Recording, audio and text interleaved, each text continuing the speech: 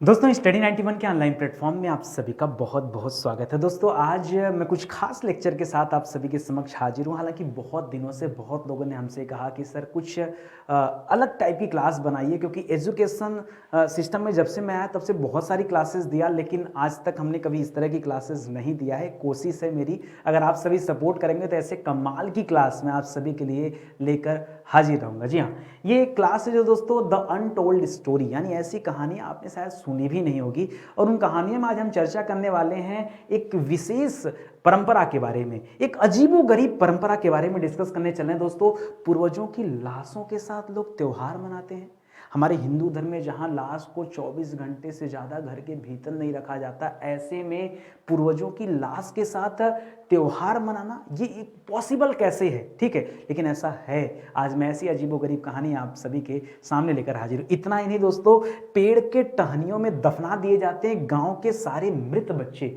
जो मृत बच्चे होते हैं ना, उनको जलाया नहीं जाता, उनको दफनाया भी नहीं जाता, उनको पेड़ की टहनियों में दफनाया जाता है। ये कहाँ की बात है सर? ये कैसी बात है, कैसी परंपरा है? न जाने कौन सी क्लास आप दे रहे हैं, लेकिन मुझे ज़्यादा नहीं 5 से 10 मिनट चाहिए, मैं आपको ये सारी चीज़ें बताता हूँ। दोस्तों, हम बात कर रहे हैं इंडोनेशिया की। जी हाँ, इंडोनेशिया दुनिया का सबसे बड़ा द्वीप समूह माना जाता है। यहाँ पर ज़्यादातर आबादी मुस्लिम है, ये आप ध्यान रखेंगे। ये द्वीप समूह दुनिया का सबसे बड़ा द्वीप समूह आबादी के हिसाब से बात कर रहे हैं। ठीक है, तो इंडोनेशिया में एक खास त्योहार है दोस्तों, उस त्योहार का नाम है तोरजा।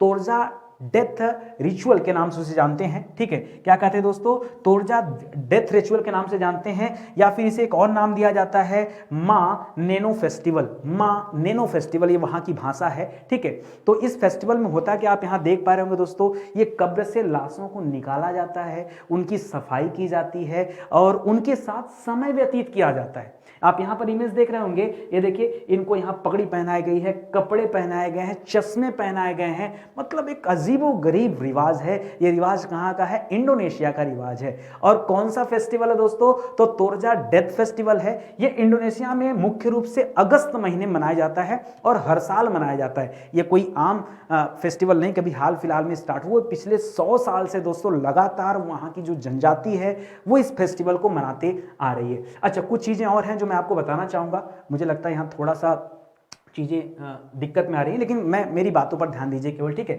दोस्तों, यहाँ की जो जनजाति है ना, उस जनजाति का नाम है टाना टोरजा जनजाति। कौन सी जनजाति दोस्तों? टाना टोरजा एक्चुअली में एक पहाड़ी जनजाति है जो पहाड़ों पर निवास करती है। वहाँ पर एक पर्वत है, उस पर्वत का भी यही नाम है टाना टोरजा। तो यह त्योहार टाना टोरजा के पहाड़ों पर मनाया जाता है। वहाँ पर दोस्तों टोराजन नाम की एक जनजाति रहती है। कौन सी जनजाति? टोराजन नाम की जनजाति रहती है। उसी जनजाति के द्वारा दोस्तों कब्र से अपने पूर्वजों को निकाला जाता है हर साल अगस्त महीने में, और उनके साथ समय व्यतीत किया जाता है। ये लोग मानते हैं कि जो हमारी लाइफ है वो पूर्वजों के कब्र को खोदकर जब उनके लाश को बाहर निकालते हैं, उनको फिर से हम साफ सुथरा करते हैं, तो कहीं ना कहीं आत्माओं का मिलन होता है। ठीक है, ये बहुत बड़ी बात है अपने आप में। ठीक है, तो कहीं ना कहीं आत्माओं का मिलन होता है। उनका मानना है कि मृतक की आत्मा को इससे खुशी मिलती है, और ये रिवाज हर साल वहां मनाया जाता है। इसी तरह से दोस्तों हर साल कब्र खोदा जाता है और वहां से लाशें निकाली जाती है और उनको सजाया जाता है। एक चीज और बताना चाहूंगा, सजाने में जिन जिन चीजों का यूज किया जाता है, उन कपड़ों को दफनाने से पहले निकाल दिया जाता है और उन कपड़ों को लोग धारण करते हैं।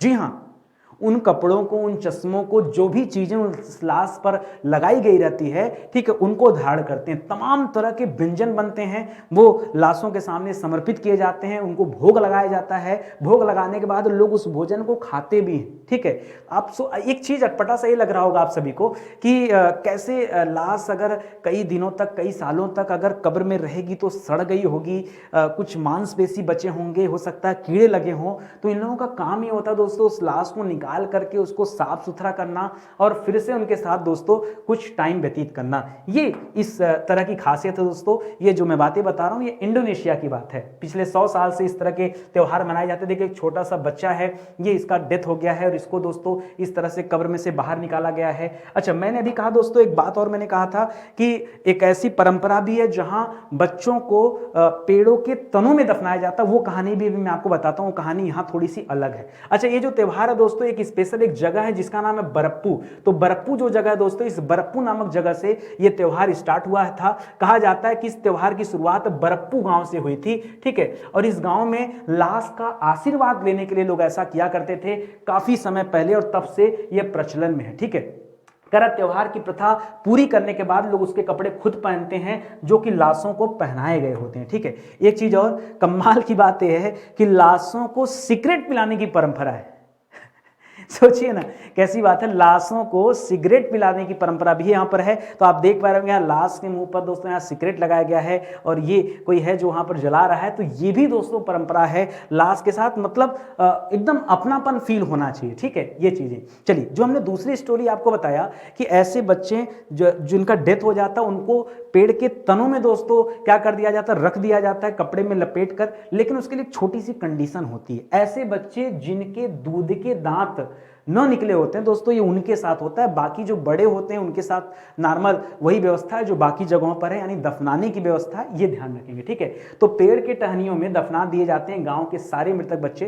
क्या आपने कभी ऐसी परंपरा के बारे में सुना है जिसमें पेड़ के तने में दोस्तों मृत शरीर को दफनाया जाता है? ऐसी विचित्र परंपरा भी दोस्तों इंडोनेशिया से संबंधित है। और इंडोनेशिया में दोस्तों दक्षिणी सुलावेसी प्रांत का नाम आपने सुना होगा, सुलावेसी प्रांत, जी हाँ, दक्षिणी सुलावेसी प्रांत का नाम सुना होगा, जहां पर बच्चों को दोस्तों मरने के बाद पेड़ों के तनों में दफनाया जाता है। मैं यहां पर एक इमेज दिखाना चाहूंगा दोस्तों, आप यहां पे देख पा रहे होंगे, ठीक है। ये एक इमेज है दोस्तों जहां पर बच्चों को दफनाया गया है, ठीक है। ये पेड़ों में दोस्तों जो चीजें आपको दिख रही है ना, ये क्या है मैं इसके बारे में बताना चाहूंगा। यहां पर दिया भी है कि बच्चों के शरीर को दफनाने के लिए लोग पेड़ों के तनों में पहले गड्ढा करते हैं, यानी पेड़ को कटिंग करते हैं उस साइज का, वहां गड्ढा करते हैं। इसके बाद कपड़े में लपेटकर ताड़ के पेड़ से बने फाइबर से उसको ढक दिया जाता है। समय बीतने के साथ साथ पेड़ों में गड्ढे अपने आप भर जाते हैं, जी हाँ, पेड़ों में गड्ढे अपने आप भर जाते हैं। कुछ और बात याद रखिए यहाँ पर कि दरअसल यहाँ के गांव वाले मानते हैं कि बच्चों की आत्मा को हवा अपने साथ बहा ले जाती है, और अगर वो बच्चों को